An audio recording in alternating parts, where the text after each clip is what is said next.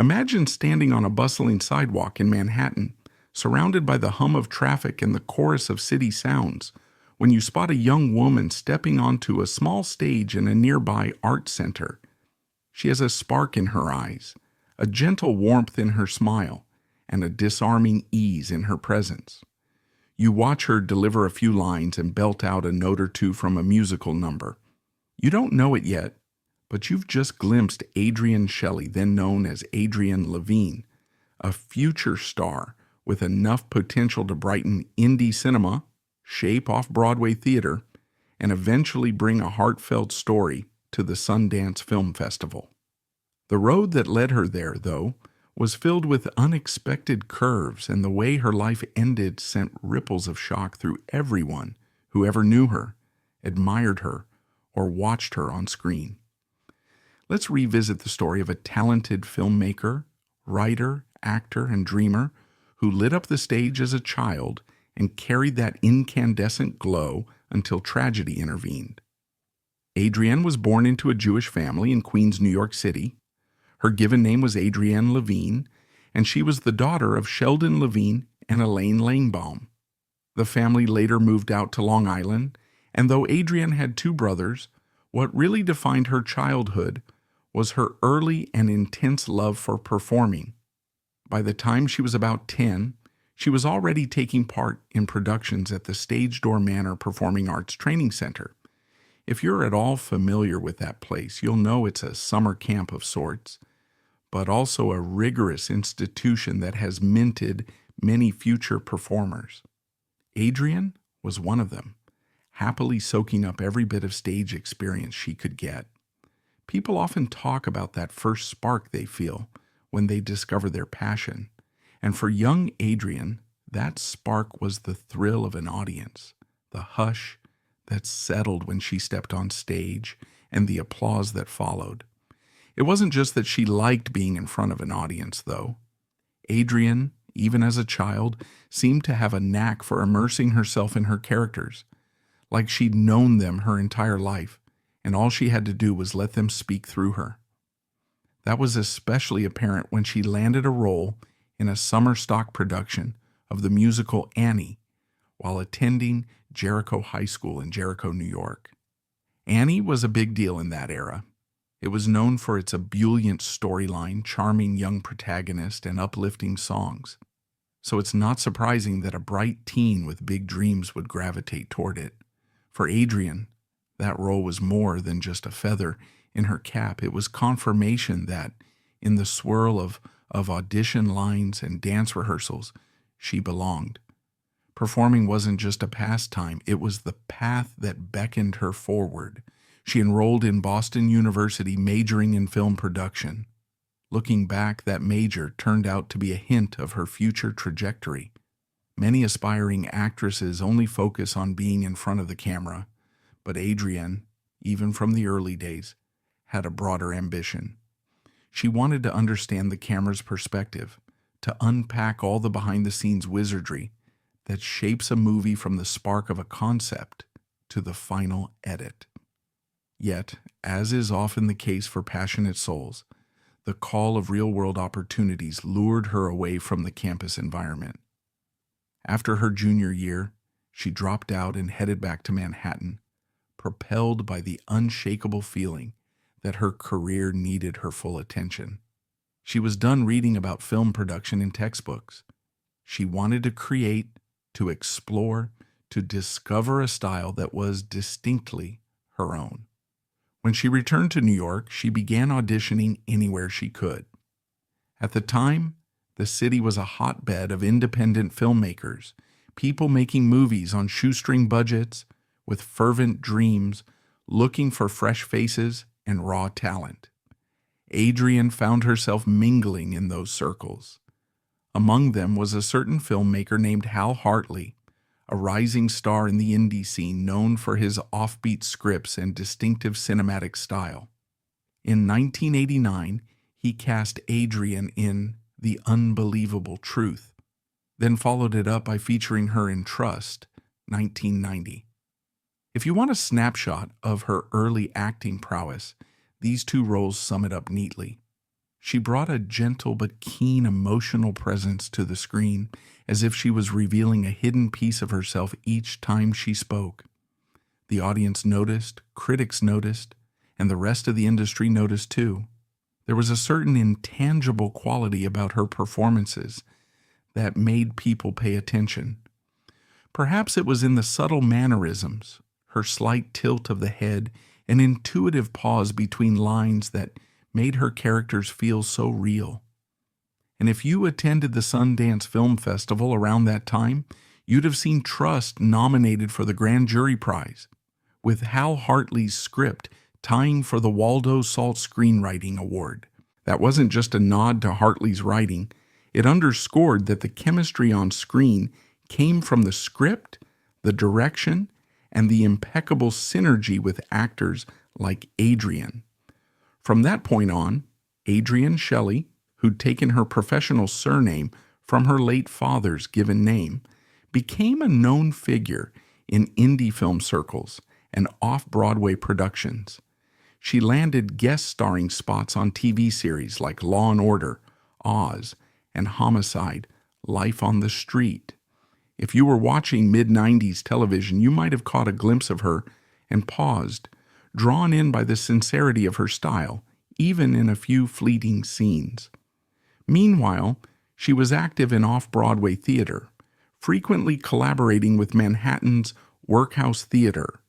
She appeared in more than 24 plays, honing her craft, fearlessly experimenting with roles that range from comedic to dramatic, from avant-garde to the classic. There's a certain risk-taking spirit that thrives in New York's theater scene, and Adrienne seemed to relish every risk, every challenge. Yet, as the 90s progressed, Adrienne felt an even stronger tug toward life behind the camera. She didn't just want to interpret someone else's characters, she wanted to create them, to shape entire narratives from scratch. So she took up writing and directing with a determined focus. In 1999, she wrote and directed I'll Take You There, a film in which she also appeared alongside Ali Sheedy. That choice, a triple role as writer, director, and actor, was a bold one, but it paid off.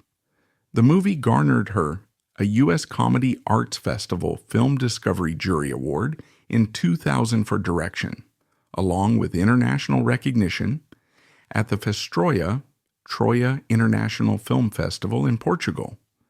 Suddenly, Adrienne Shelly was more than just an indie darling or an off-Broadway staple. She had established herself as a legitimate filmmaker with a distinct voice.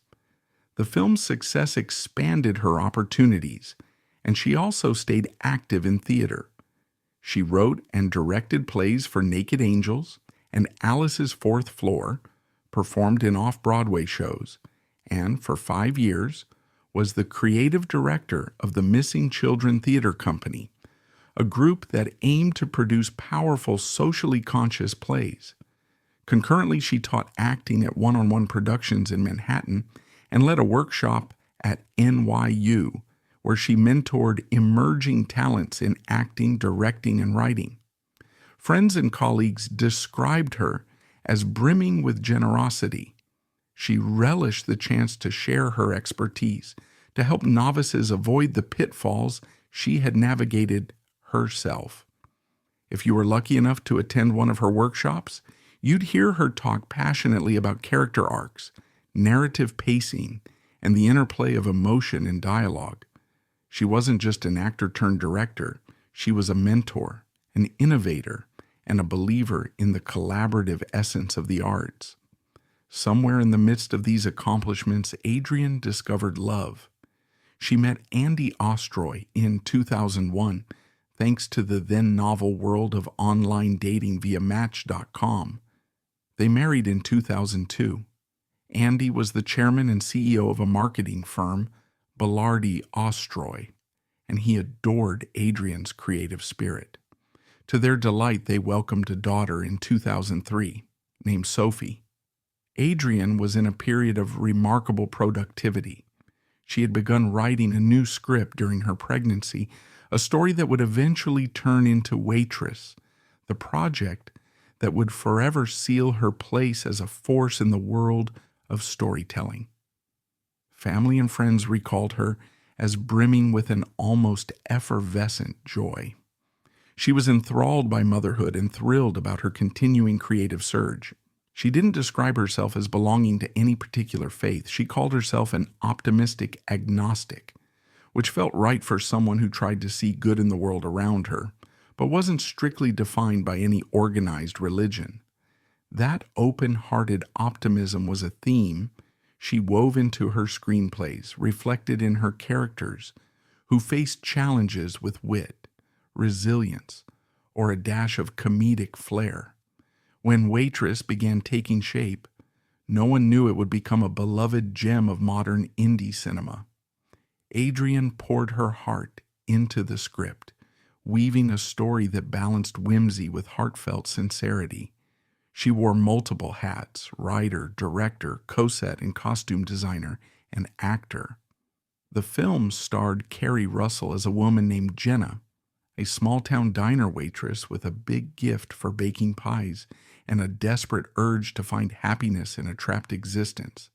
Nathan Fillion co-starred, alongside Cheryl Hines, Jeremy Sisto, Andy Griffith, and Adrienne herself in a smaller but memorable role. Filming it was an exhilarating, intense experience. It was also physically demanding, given that Adrienne was overseeing so many different aspects of production while being a mom to a toddler. And yet those who worked with her described the environment she created as warm, collaborative, and infused with a sense of shared purpose. Everyone wanted to see this project flourish. In early 2006, the film was finished, and a sense of triumph coursed through the cast and crew. They would all gather at the 2007 Sundance Film Festival for its big debut. It felt like the start of something huge, a new chapter in Adrienne's career, maybe a fuller transition to the directorial side of Hollywood. But before any of that could fully manifest, unthinkable tragedy struck. On November 1st, 2006, Adrienne was found dead in the apartment she used as an office in Manhattan's West Village. At first, the police believed it might have been suicide. The initial scene with Adrienne found hanging from a shower rod in the bathtub pointed investigators in that direction. Yet the immediate details felt off to her husband, Andy Ostroy, who insisted she had been happy both personally and professionally. Furthermore, money was missing from her wallet, and the door was unlocked. Adrienne was the last person anyone suspected would leave behind her precious 2-year-old daughter. Andy's unwavering certainty that this could not be suicide spurred a deeper investigation. The medical examiner concluded she had died from neck compression, but that alone didn't prove or disprove anything definitively. Then, a dust print from a sneaker showed up on the toilet next to where her body was found. Police traced those footprints to a construction worker named Diego Pilco, an undocumented immigrant from Ecuador working in the building that day. Under questioning, Pilco eventually confessed. He claimed he'd confronted Adrienne after a dispute about noise, was afraid of being reported to the authorities and deported, so he followed her back to her apartment. She slapped him, so he struck back, knocking her unconscious. Believing he had killed her, he staged the scene to look like a suicide. That was his initial narrative, which later shifted multiple times. Pilco admitted he intended to rob Adrienne and reacted violently when she caught him in the act. The official medical findings supported that she was still alive when he hung her. This horrifying detail confirmed that her death was no tragic accident. She'd been murdered. The aftermath rocked the city. The notion of an accomplished, beloved artist, someone who had built her life around telling human stories, being senselessly killed in her own apartment was impossible for many to comprehend. Pilco pleaded guilty to first-degree manslaughter and received a 25-year sentence. after which he is to be deported. Throughout the trial, Andy and Adrienne's family fought for justice, heartbreakingly describing the woman they loved, the life that had been stolen. It was a devastating period. Andy called Pilko a cold-blooded killer who had left a small child motherless. The final sentencing in 2008 offered some closure, but no sentence could fill the gaping void that Adrienne's absence left in the lives of those who cared about her. In the larger legal aftermath, Andy Ostroy brought a lawsuit against Bradford General Contractors, the firm that had hired Pilko and also sought to hold the building's owners and management responsible. His legal team argued that if Pilko, who was undocumented, hadn't been hired in the first place, Adrienne would still be alive. Furthermore, there were claims that the building managers should have had reason to suspect Pilko was potentially dangerous. Ultimately, the lawsuit was dismissed in 2011 by Judge Lewis York, who expressed sympathy for Ostroy's loss but stated that insufficient legal grounds existed to hold the contractor or owners liable for Pilko's actions. Ostroy considered an appeal, but the outcome underscored the complex legal labyrinth around liability for employees and contractors. It was an immense blow to a family, searching for accountability in the wake of a senseless crime. By that time, though, Waitress had already premiered at Sundance in January 2007, just a couple of months after Adrienne's death. The festival environment buzzed with excitement and heartbreak. Critics and audiences alike fell in love with the film's mix of tenderness and comedic edge, but behind the scenes, people were mourning its brilliant creator. Fox Searchlight Pictures bought the distribution rights for a reported $4 to $5 million, a substantial sum that signaled the film's potential. And indeed, Waitress went on to make more than $19 million at the box office, a triumph for any indie film, let alone one with such a personal backstory. It scored an impressive 90% fresh rating on Rotten Tomatoes, a testament to the universal appeal of Jenna's story. If you watch it now, you can still see Adrienne in the film, playing a friend of the main character, a role brimming with warmth and comedic flair. And if you watch it all the way through to the end, you'll spot her daughter Sophie in a cameo moment, an unintended farewell from mother to child, captured on film forever. In the months and years following her passing, it became clear that Adrienne's influence wasn't going to fade. Andy Ostroy founded the Adrienne Shelly Foundation, a nonprofit that offers scholarships, production grants, finishing funds, and living stipends to women filmmakers through partnerships with institutions like New York University, Columbia Women in Film, Independent Film Project, American Film Institute, Sundance Institute, Tribeca Film Institute, and the Nantucket Film Festival. In the mind of her admirers, if there was any silver lining, it was that her legacy might help empower other women to tell their stories. That dream came to fruition most poignantly when Cynthia Wade's short documentary Freeheld, which had received some funding from the Adrienne Shelly Foundation, went on to win an Academy Award in 2008. Another early grant recipient was the now renowned director Chloe Zhao, who would go on to become only the second woman in history to win the Academy Award for Best Director. This was precisely what Adrienne, who believed so deeply in the power of creative expression, would have hoped for. Further honors came in a variety of shapes and forms. The Women Film Critics Circle created the Adrienne Shelly Award, given annually to the film that most passionately opposes violence against women. Her work was also recognized by mainstream television.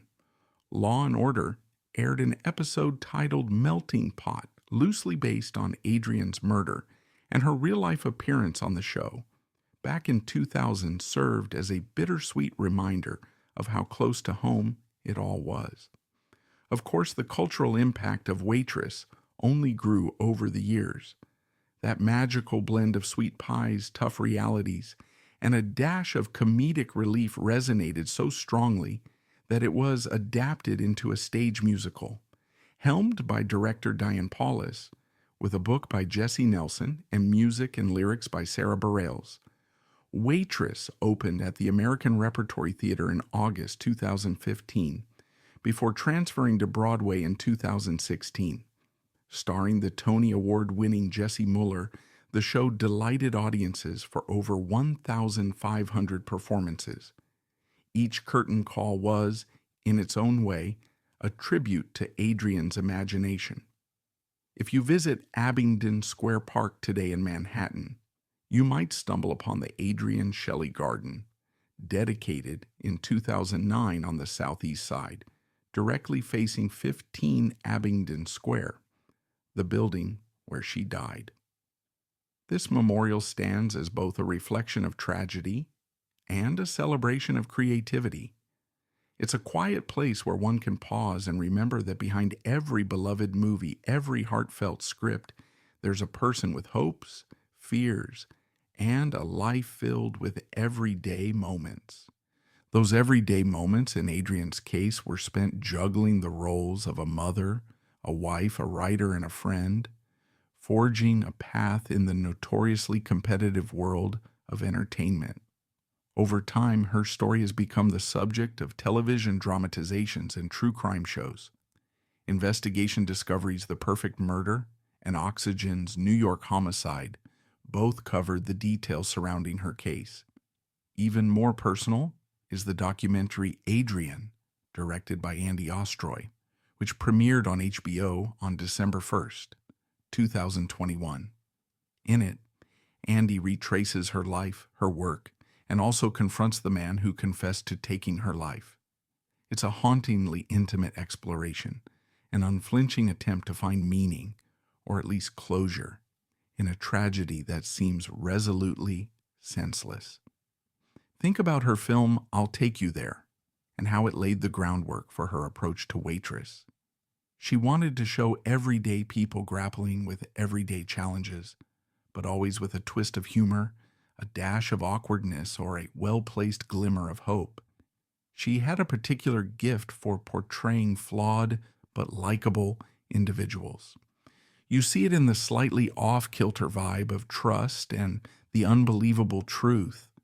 The idea that beneath the mundane hustle of life, there's an undercurrent of possibility. That perspective was central to her viewpoint, and it's something every aspiring storyteller can learn from.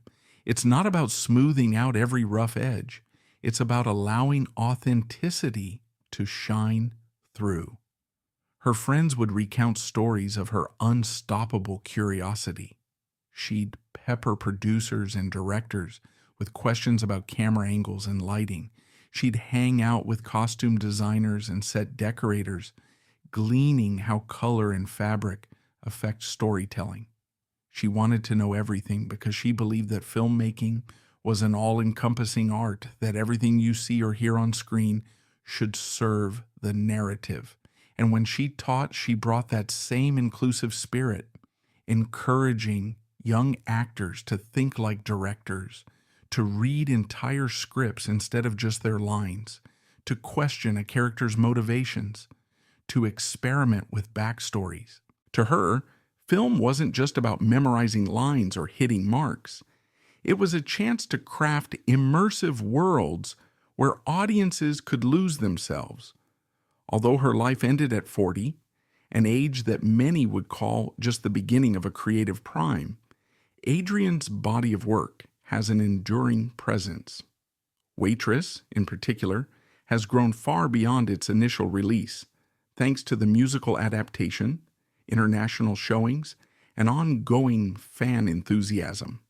Its message, the pursuit of self-discovery, the quiet resilience in the face of adversity, the comforting power of pie, and love and friendship, resonates with people in a universal way.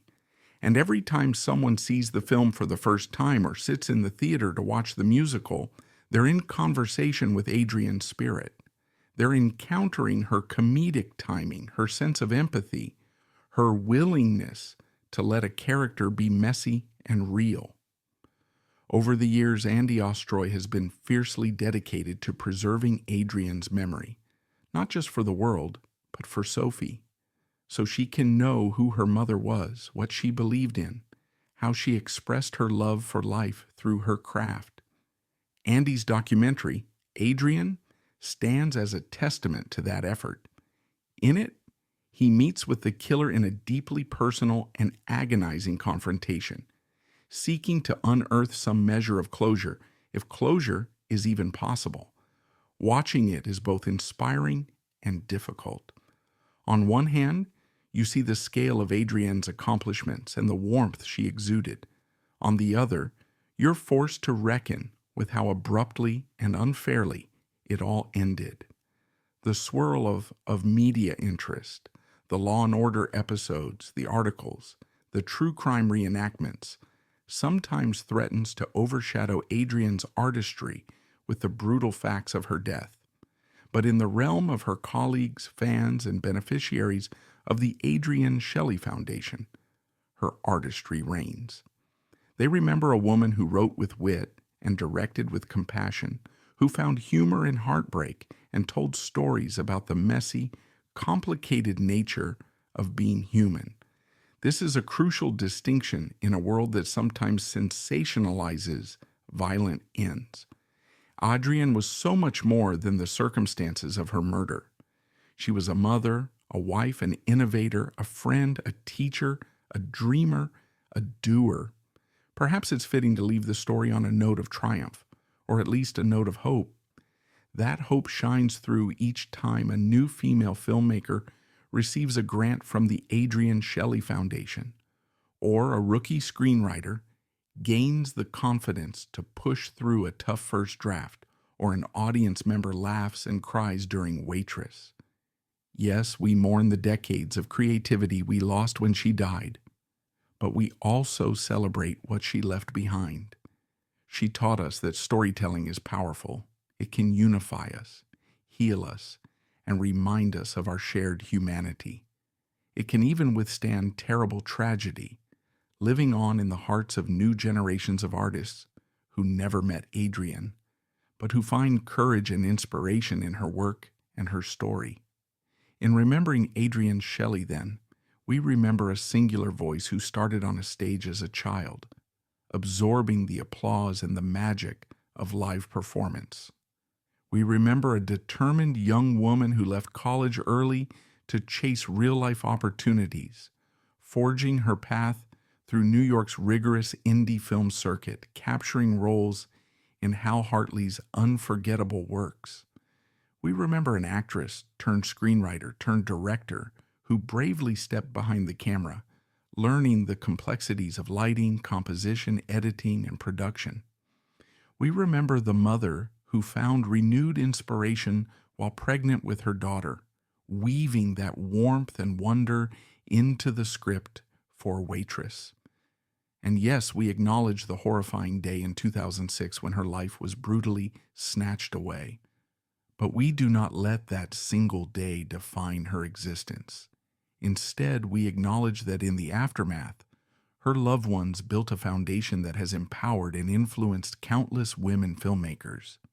We see that her final film soared at Sundance, found an ardent fan base, and eventually took on new life as a Tony-nominated Broadway musical. Above all, we remember Adrienne as an artist who believed in optimism, or at least a brand of optimistic agnosticism, which said that life can be messy, unpredictable, and unbelievably hard, but also luminous in moments of laughter, community, and creativity. That belief seeps through every frame of the story she told and every anecdote shared by those who knew her. When people gather in Abingdon Square Park gazing at the garden dedicated in her memory, or watch a rerun of Trust or spin the Waitress soundtrack, they often sense that presence, the whisper that says there is always hope, there is always another story to tell. And so, if you find yourself wandering the quiet streets of Manhattan late at night, You might glance up at the apartment buildings where a flurry of human stories have played out, or the small theaters with their bright marquees shining into the darkness. Somewhere among those busy thoroughfares and neon-lit corners, there's a resonance of Adrienne Shelly's voice, encouraging dreamers to keep pushing the boundaries of creativity, reminding them that each life is a tapestry of experiences, joys, and heartbreaks.